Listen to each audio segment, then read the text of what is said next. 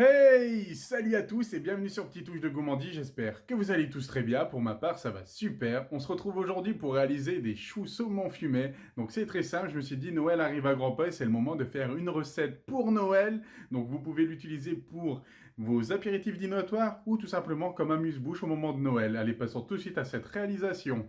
Comme d'habitude, je mettrai le détail de la recette dans le descriptif de la vidéo. Donc pour réaliser des choux au saumon fumé, il vous faudra faire une pâte à choux. Moi, la pâte à choux, j'ai déjà faite en vidéo, donc il y aura le lien qui sera dans le descriptif de la vidéo, ou tout simplement juste en haut, il y aura une notification qui va apparaître et vous aurez juste à cliquer dessus pour pouvoir avoir ma recette. Et si vous faites cette recette, n'oubliez pas de la diviser en 4, ça vous fera 36 choux.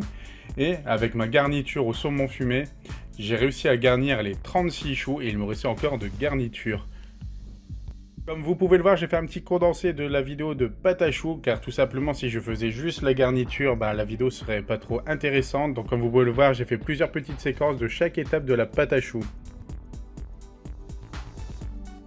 On va passer à la garniture pour fourrer le chou, donc c'est tout simple, il vous faudra du fromage frais, du fromage blanc, de l'aneth et du saumon fumé. C'est le moment de couper l'aneth, donc c'est une herbe aromatique qu'on utilise régulièrement pour le poisson, donc vous avez juste à le couper comme ceci. Il ne faut pas la couper grossièrement, car si vous coupez ça trop gros, au niveau de la dégustation, avoir des gros morceaux d'aneth, ça va pas être terrible.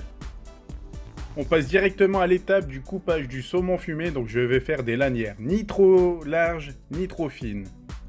On va tout simplement les couper en cubes pas trop larges car au moment du dressage du chou, on va utiliser une poche à douille avec une douille cannelée et si ça forme un bouchon, ça va être très embêtant pour le montage. On va réaliser la crème qu'on va garnir notre chou, donc c'est très simple. Dans un cul de poule, il y a le fromage frais, vous rajoutez le fromage blanc et c'est très simple au niveau du dosage. Si vous mettez par exemple 200 g de fromage frais, en fromage blanc, vous mettez toujours la moitié. Et on mélange le tout. Et si vous voyez après avoir mélangé que c'est trop épais pour vous, n'hésitez pas à rajouter du fromage blanc. Mais surtout à penser, on fait le dressage à la poche à douille, donc n'oubliez pas, il faut que ça tienne.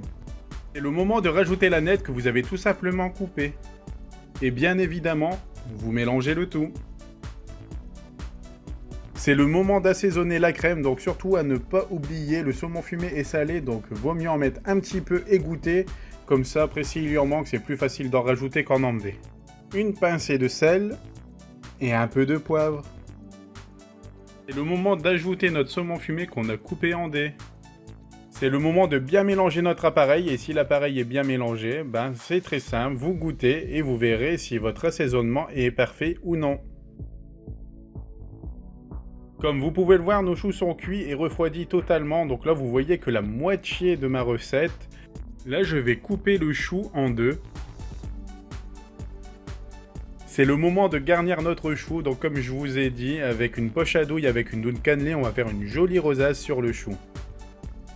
Voilà le résultat. Il vous reste juste à garnir tous les autres choux. Franchement, regardez-moi le résultat. Franchement, ça me donne trop envie de passer à la dégustation. C'est parti pour la dégustation. En plus, c'est vrai que j'en fais pas souvent sur la chaîne parce que tout simplement, de moi, je fais la recette et je ramène ça en famille et j'oublie tout simplement de filmer.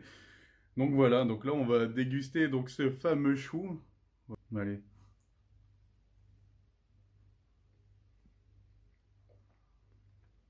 Franchement, les amis, après avoir dégusté ces fameux choux, franchement, c'était une dinguerie.